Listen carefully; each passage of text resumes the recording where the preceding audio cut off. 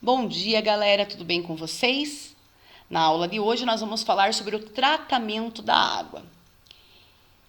Entre tantos recursos naturais, a água, ela é de extrema importância para a sobrevivência do ser humano e de todas as formas de vida que existem no planeta Terra. Sem ela, não há possibilidade de vida na Terra.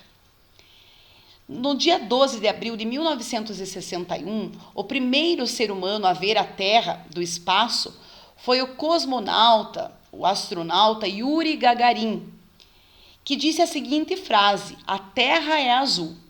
Essa cor azulada que Gagarin retratou e outros astronautas observaram se deve à combinação da composição do ar com a presença de água, que é um recurso natural indispensável para todos os seres vivos que habitam a Terra.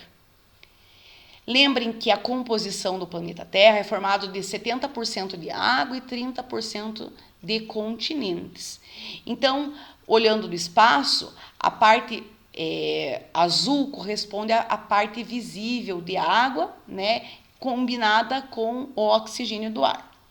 Nós utilizamos a água para uma infinidade de atividades do nosso dia a dia, desde tomar banho, lavar a louça, limpar a casa, para beber, para cozinhar o alimento, para regar a plantação. Então, é utilizado para a irrigação das plantações, para dar para os animais também sobreviverem, E até chegar na nossa casa, a água passa por estações de tratamento. Existem alguns lugares onde não chega a água tratada das estações de tratamento. Então, em muitos desses lugares, a água é retirada de poços artesianos que captam a água dos lençóis freáticos, para que as pessoas possam beber.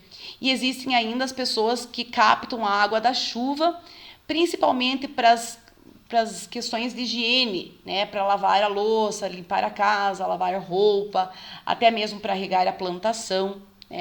Mas não esqueçam que para uma água ser considerada potável, não adianta ela simplesmente ser sem cheiro e sem cor, ou seja, incolor e inodora. Ela precisa ser livre de todo micro-organismo causador de doença. Então, ela não pode ter contaminação, ela não pode ter substâncias tóxicas, ela não pode ter vírus, ela não pode ter bactéria. Então, ela não pode ter nenhum micro-organismo causador de doença. E nós consideramos a água potável aquela que não tem cor, não tem cheiro, não tem gosto, certo? Então, quando eu estou, por exemplo, no meio de uma mata, eu não posso tomar a água sem antes ferver, porque no momento que a gente ferve, a gente está matando esses micro-organismos causadores de doença. Então, vão evitar que nós tenhamos uma inúmera variedade de doenças, como diarreia, vômito, disenteria, certo? Então, na página 21, vocês têm ali uma realidade aumentada, então que eu peço que vocês entrem. Nessa realidade aumentada, mostra o passo a passo, vocês vão clicando em avançar ou a retroceder para voltar para trás, E vocês vão avançando desde a captação da água. Então, clica em avançar, vai para a próxima etapa, clica em avançar, vai para a próxima etapa, certo? Então, vocês podem observar como que ocorre todas as etapas até chegar nas nossas residências. Aqui, nesse QR Code, vocês devem entrar também. Nele mostra também todas as etapas do tratamento da água. Só que a diferença é que se vocês clicarem na lupinha, vocês conseguem ler a explicação de cada uma das etapas. Então, o que é a etapa de desinfecção, o que é a etapa de decantação, o que é a etapa de floculação, de filtração, certo? Então, eu vou pedir que vocês entrem nesses dois, na realidade aumentada e no QR Code. Então, aqui na página 21 tem uma imagem e tem aqui ao lado o passo a passo de como que ocorre essa purificação da água até chegar na nossa casa. Então, no número 1 diz assim: a água é captada do rio e levada por quilômetros até as ETAs, que são as estações de tratamento de água. Então, aqui mostra a água sendo captada por bombas, que vão bombear a água do rio até essa estação de tratamento que pode ficar a quilômetros de distância. Quando chega lá, essa água vai passar por uma bacia de tranquilização, aonde a água vai ficar parada, porque lembrem que a parte mais densa, por exemplo, a parte mais barrenta da água do rio, vai ficar lá no fundo do tanque, né? Então vai fazer nesse primeiro passo um processo de sedimentação. Então os resíduos sólidos vão ficar lá no fundo e a parte líquida vai ficar na parte superior, certo? Então na primeira, na bacia de tranquilização. Então aqui diz assim, ó: válvulas controlam o fluxo da água que entra na estação. A água passa por uma bacia de tranquilização e depois pelo gradeamento, então por uma grade que vai retirar os materiais maiores da água.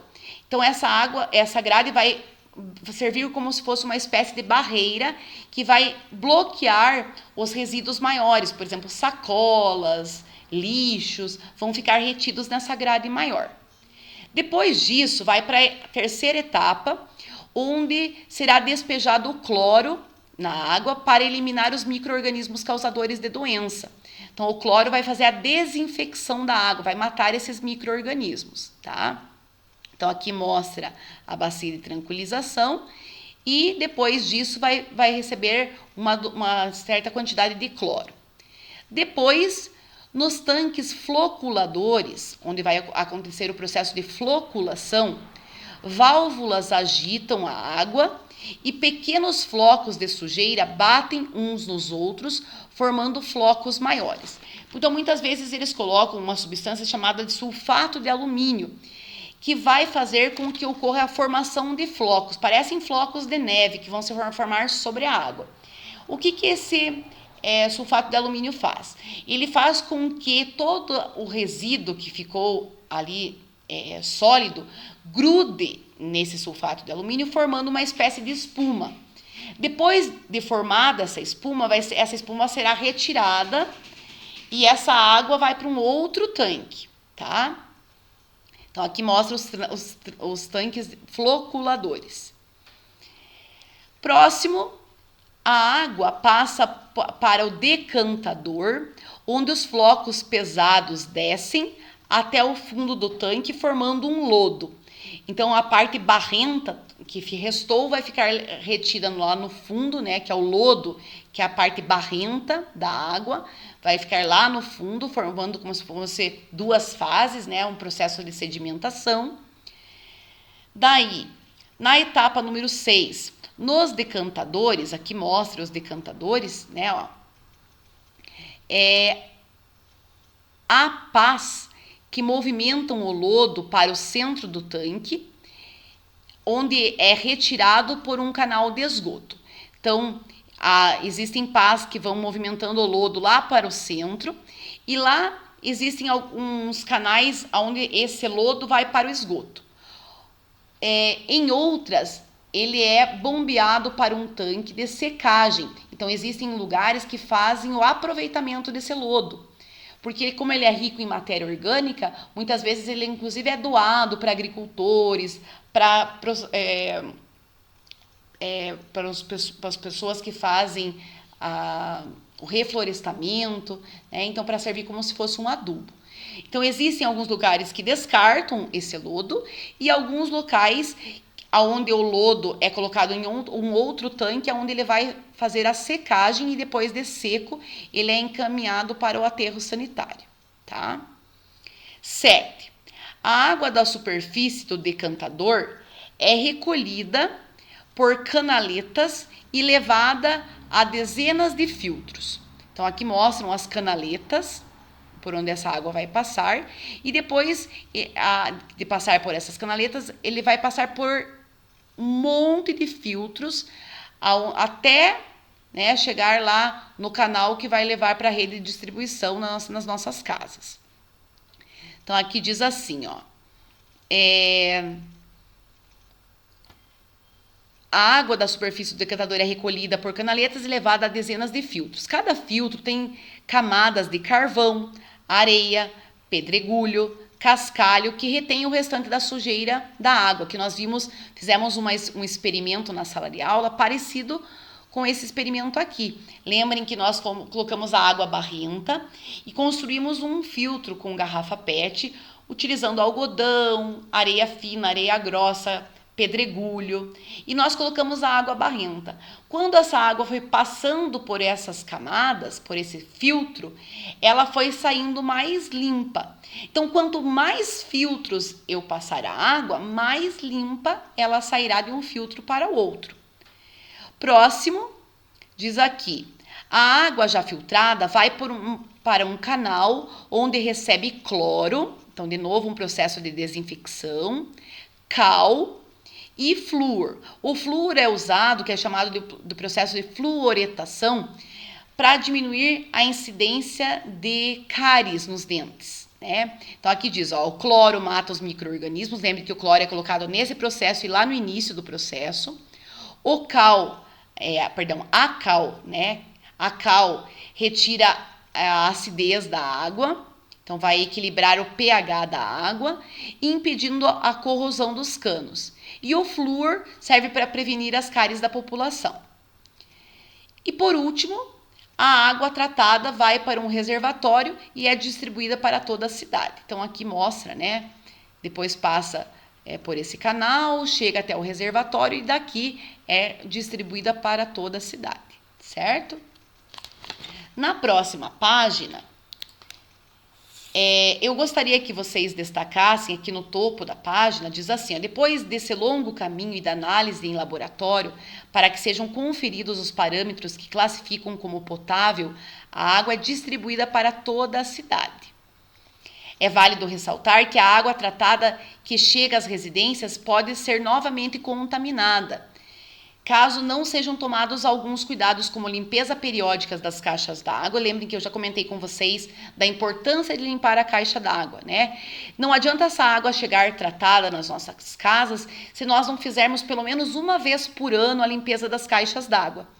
Porque depois desse período de 1 ano, se nós formos observar a nossa caixa d'água, já no fundo nós vamos observar uma grande quantidade de barro, porque imaginem por quantas tubulações essa água não passou até chegar na nossa residência, né? Então, nós já vamos conseguir observar uma determinada quantidade de terra, uma espécie de lodo, né, no fundo da caixa d'água. Então, essa água já não está totalmente potável. Então, para prevenir, para que ninguém adquira nenhuma doença, é recomendado a limpeza das caixas d'água ou das cisternas, que são abastecimento de águas da chuva, né, que devem ser limpas. Aqui sugere a cada 6 meses, mas pelo menos uma vez por ano. E outra recomendação que eu gostaria que vocês até grifassem aqui, então eu quero que vocês grifem a limpeza, é recomendável a limpeza das caixas d'água a cada 6 meses. E também gostaria que vocês grifassem aqui, ó, as 2 últimas linhas que diz aqui, ó. Outra recomendação é o filtro, a utilização de filtros que retêm as partículas de sujeira. Existem filtros de barro que nós podemos colocar na nossa casa, ou aqueles filtros elétricos que também vão barrar essas sujeiras, porque de tempos em tempos é trocado aquela parte interna do filtro que vai reter a sujeira. E a fervura da água também vai fazer com que ocorra a eliminação dos micro-organismos que são causadores de doença, certo? Esse experimento nós já fizemos na aula anterior, então nós vamos registrar as conclusões desse experimento que nós fizemos com a garrafa PET na próxima página. Então diz aqui, ó, na página 23, lá no topo da página 23. Depois de realizado o experimento, responda, letra A. Que processos físicos de separação foram realizados? Então, ali foram realizados o processo de decantação, né, onde ocorreu a separação da sujeira e da parte líquida, né, da parte lá do lodo, do barro, né? O processo de floculação, que quando foi colocado o sulfato de alumínio e o hidróxido de cálcio, ocorreu a formação de flocos.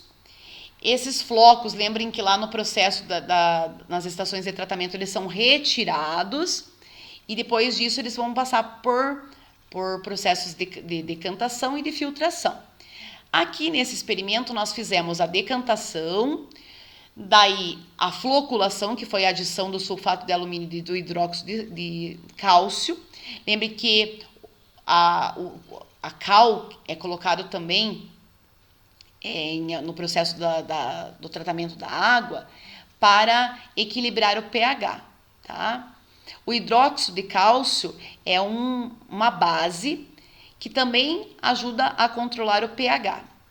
E aqui o processo de filtração, que nós construímos um filtro, né, com objetos do nosso dia a dia.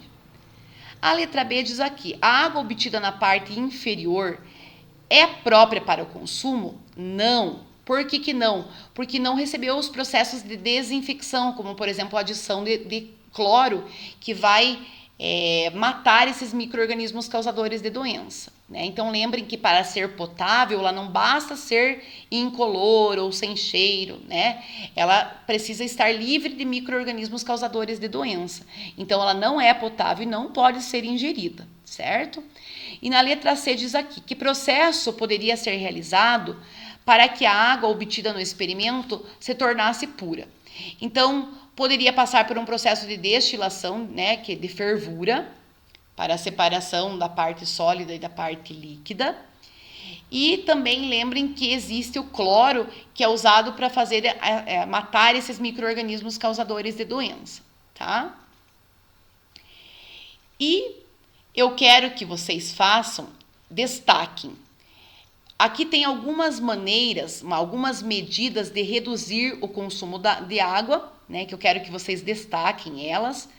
Entre elas, evitar o desperdício, sempre que possível fechar as torneiras enquanto nós escovamos os dentes, enquanto nós tomamos banho, enquanto nós estamos nos esfregando, nós devemos fechar as torneiras.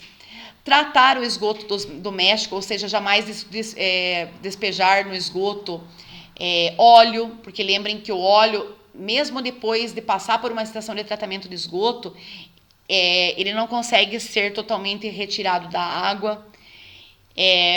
Então, existe, né, que nós chamamos de saneamento básico, é a água tratada, o tratamento de esgoto também. Aqui, outro ponto, propor projetos de irrigação com a utilização de água da chuva. Então, existem vários lugares que já abastecem a água da chuva em cisternas e com essa água utilizam ela para tratar a criação e para fazer a irrigação da plantação. Proteger os mananciais das regiões das nascentes dos rios. Então, o que são esses mananciais?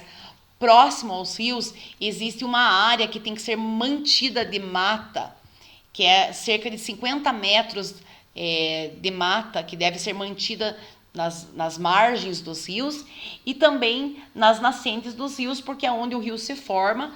Então, para que não ocorra erosão, contaminação e também, né, lembrar que jamais, por exemplo, os agricultores devem lavar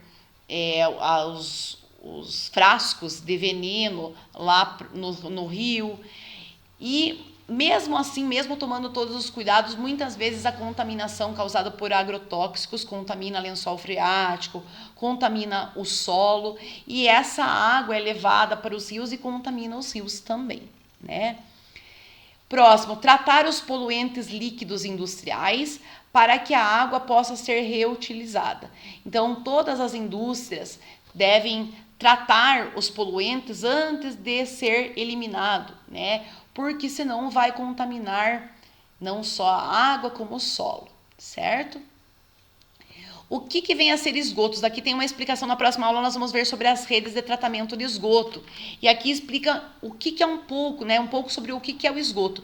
Então, tudo que nós eliminamos, aqui está dizendo os efluentes ou águas servidas, são todos os resíduos líquidos provenientes de indústrias, domicílios e que necessitam de tratamento adequado. Então, por exemplo, a água da nossa descarga, a água que vai para o ralo quando nós tomamos banho, que vai para o ralo, a água que nós lavamos a louça, que vai para o ralo, a água que é eliminada quando nós lavamos a roupa, né? Toda essa água, seja ela da descarga, das torneiras, do chuveiro, elas vão para uma rede de tratamento de esgoto. Nem todas as cidades possuem essa rede de tratamento de esgoto. Lá a água passa por um tratamento antes de ser devolvida para o rio, tá? Então lá são removidos todas as impurezas, né, antes da devolução para o meio ambiente, certo? E eu quero que vocês façam essa atividade, aqui pede para conversar com os colegas, então quem está em casa vai fazer uma pesquisa, diz aqui, ó, converse com os colegas e descubra as outras atividades não diretamente ligadas ao seu cotidiano, que também fazem uso da água, como atividade agrícola e industrial. Depois proponha medidas para melhorar a reutilização de água em situações simples do dia a dia. Ao final, apresente o seu trabalho à turma e discuta os resultados, destacando a importância da água em praticamente tudo o que fazemos. Então, eu quero que vocês registrem, né, pesquisem lá como que a água é utilizada na agricultura ou na indústria e quais são as medidas que devem ser tomadas para reutilizar essa água. Então, vocês vão registrar isso no caderno como atividade da aula de hoje, tá bem? Se ficou qualquer dúvida, entrem em contato comigo.